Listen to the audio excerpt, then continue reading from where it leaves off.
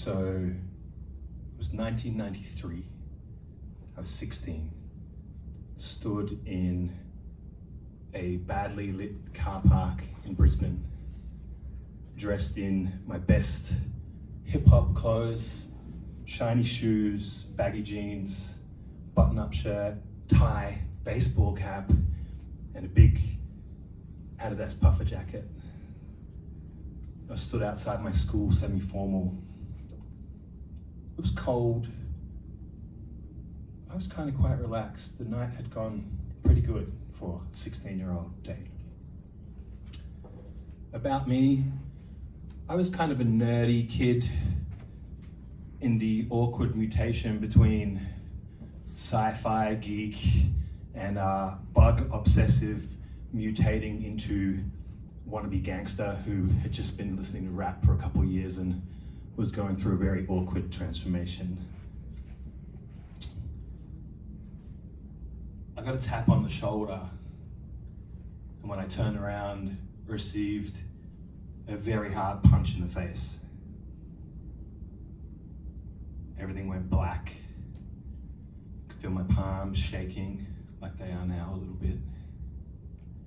Big surge of energy, panic, rage. And as my focus came back, I could see Shane, school bully, football jock, amateur boxer, quite a different character to me, who was kind of getting ready for the next round. Time slowed down. I slid my hand in my pocket and I felt my sweaty palm close around cold metal. And I slowly pulled out the knife and showed him, with the intention of this would scare him away. I'm going to be left alone. That is not how it went. It actually made him really angry. And he said, "Drop that, or I'm going to knock you the fuck out." The next thing I remember is looking down at him in a pool of his own blood, him crying, me screaming, I don't exactly know what, but something along the lines of "fucking leave me alone or else I'll fucking kill you" or whatever. There's another long moment.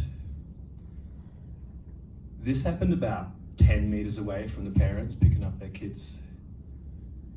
I was at a Christian private school. One of the brothers in his full outfit burst into tears when he realized what was going on. And as I got led away in handcuffs, one of the fathers was like, "We fight with our fists, you little pussy." It's pretty fair to say this was a very dramatic event for me that would change the rest of my life. So I was taken on a tour, firstly through the justice system, sitting there as a 16-year-old in brown pajamas, waiting for my parents to come because I was underage and couldn't be interviewed without parents present. That resulted in me getting charged with attempted murder. And just to give you a bit of 90s trivia, it was roughly around the same time as O.J. Simpson's trial, but mine took longer, which meant a couple of years of things hanging in the balance and not being sure how that was going to work out. When we went back to my school, I hadn't been officially sentenced or anything. We went back to my school. I remember sitting there with the principal and his assistant as he kindly suggested to my mother that you should foster him to a family in Western Australia.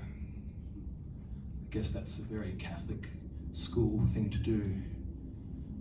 My mum wasn't impressed. I was pretty detached at the time. I sort of went into a very aloof period of like, whatever, man. That was kind of my operating style for the next couple of years. I don't care, whatever. And that hurt.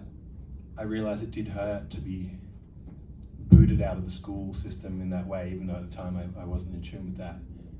But what really hurt was, I guess it was a few months later, I called up this girl, Amanda, cute girl that I used to walk to school with every day, and her dad picked up the phone. And his response was, "Don't you ever fucking call here again." Slam.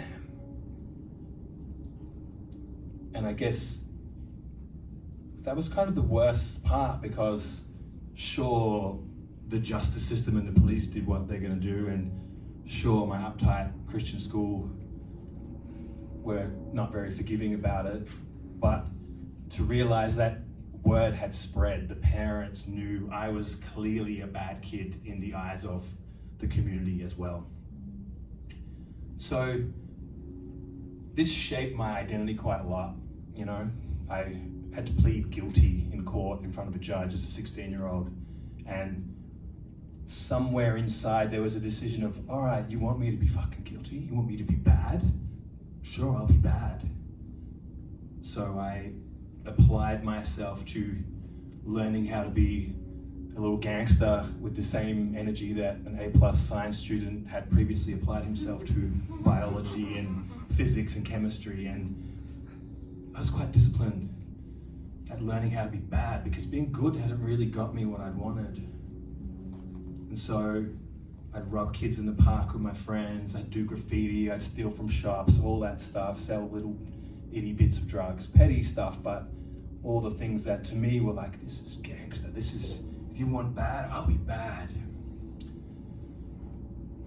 That eventually settled down, and it led to my extreme hunger for spiritual explanations of why are we here, and personal development containers for me to kind of build some self-esteem, and later on the trauma journey of unpacking what had happened inside this system that I've been carrying around for years that made me not feel safe as a 25-year-old, 30-year-old, and so on. It led to me creating my own healing modality. It led to me publishing 8 books. It led to me doing $6 or $7 million of sales over 10 years from when I started. And that was cool, you know, but still, I'm an outsider, and I cannot belong in the system, and I cannot trust community to hold me, because they never did when it mattered, when I was helpless. And it's taken yet more work to get myself to now where I can embrace community and feel held.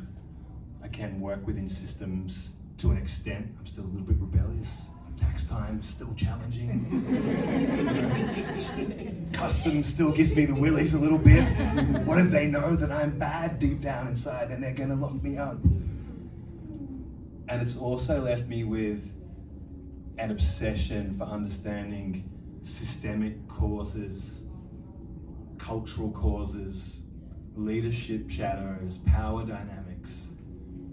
You know, because the message I got back then was, this is all the fault of this individual. Yeah, there was never like, I wonder why this young kid who up until now was a straight A student nearly killed someone. You know, there was never like, okay, would there be a way that we could possibly reintegrate this child back into this community and the system in a way that helps them and the rest of the community, because it was damaging for everyone to heal. And none of them asked, what role have we played in this, in creating an environment where, you know, a skinny young boy feels more confident to stab someone with a knife than ask an adult for help when they were about as far away as that candle.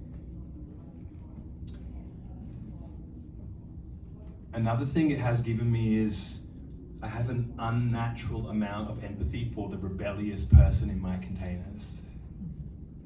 For the really difficult customer who just seems to want to push against everything and do it wrong and deliberately fail and piss you off as the one in charge. It's helped me see that the character they're playing is an identity they've latched onto somewhere along the line to be safe because a different one wasn't available, and maybe it's really out of date. Maybe this is a 55-year-old man acting up because his little boy isn't safe or whatever.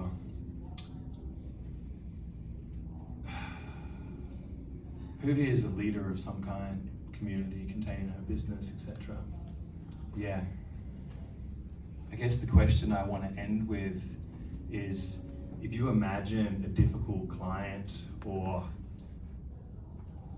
a rebellious personality or a hard to manage individual you've had to deal with,